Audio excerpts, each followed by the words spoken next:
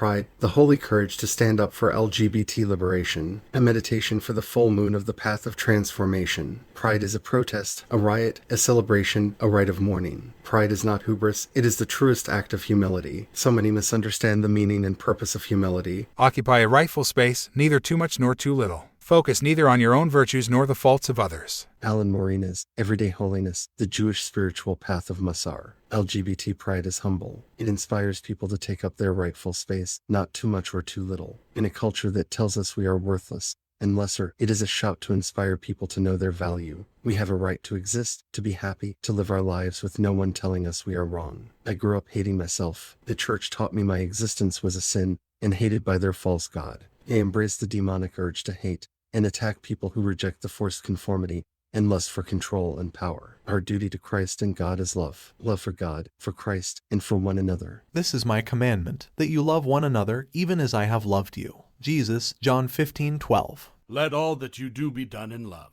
Paul, 1 Corinthians 16:14.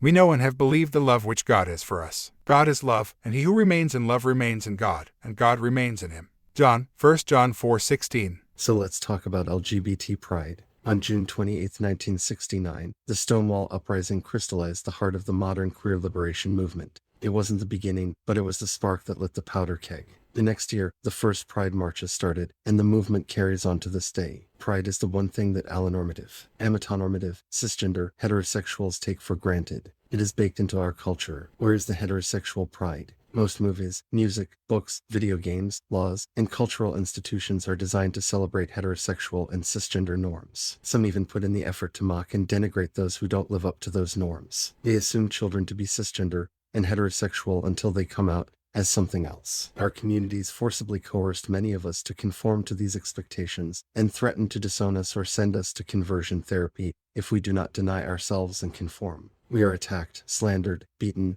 and killed for being who we are. That is why we need pride. With 500 bills to take away our rights in the states, we need pride today more than ever. Truth is empowering. Too many Christians and conservatives not only spread lies about us, but want us to live a lie rather than be who we are. They claim to be doing the Lord's work, but the God that encourages lies is not the one who sent Jesus into the world. It is the one who reveled in his crucifixion. They claim to follow the 10 Commandments, but ignore. You shall not give false testimony against your neighbor. They can't even be honest about this commandment, saying that it is, do not lie. The actual commandment is about giving false testimony against others. In other words, don't slander people. As a huge part of the upside-down morality, they reject science and state their opinions as facts. I am not going to waste my time and energy debunking their lies. I will let Jesse Earl to that. There's your homework if you need all the receipts. Embracing love and inclusivity, compassion and love are at the heart of Christ's message. The book of the prophet Isaiah was handed to him. He opened the book and found the place where it was written, "The Spirit of the Lord is on me, because he has anointed me to preach good news to the poor. He has sent me to heal the brokenhearted, to proclaim release to the captives, recovering of sight to the blind, to deliver those who are crushed,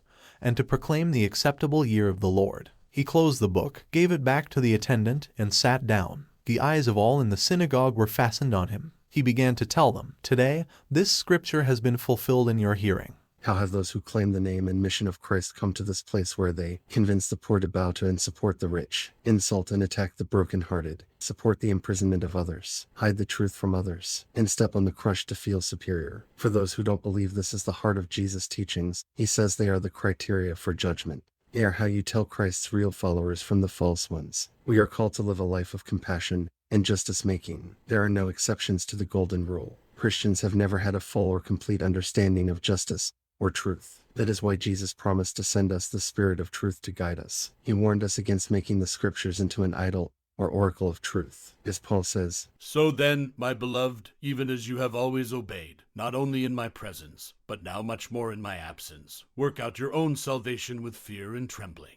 But what about evil? There are those who counter these arguments by quoting Paul. Let love be without hypocrisy. Abhor that which is evil. Cling to that which is good.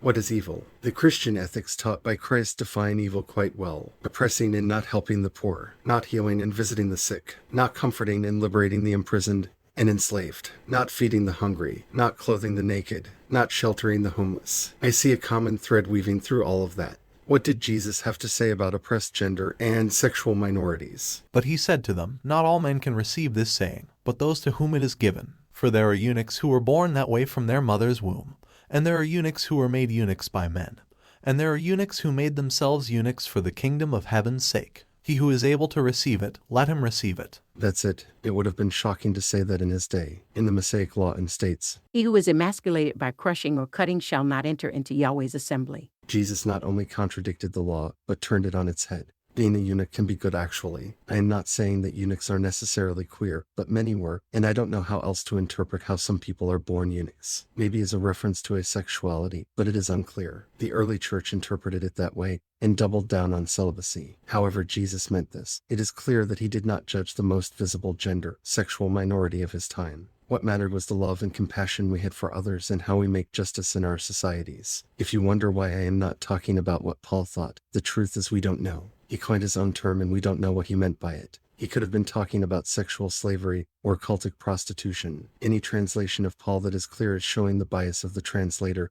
and not the words of Paul. Making justice. Our call is to make justice and to love one another as Christ loved us. Justice cannot be based on lies. The science is in. Homosexuality appears in nature and thus is natural. Gender-affirming care saves lives. Any argument to the contrary is not based in fact. There is not an epidemic of people coming out as gay, bi, or trans. The curve is mirroring the destigmatization of left-handedness. It will level off once the queer community feels safe enough to be themselves. Don't fall for lies and grifters. Remember, gender, like race, is culturally constructed, which is why its definition changes over time. The gender spectrum is real. No one is simply man or woman, but have many genders we take up and put down throughout our lives. Sex is a spectrum with males, intersex individuals, and females. Most intersex people will never know they are intersex unless it shows up in a medical test. Sexuality is a spectrum, and not everyone has sexual or romantic attraction to others. Untreated gender dysphoria kills. Just because something is culturally constructed does not mean that it isn't trying to express a felt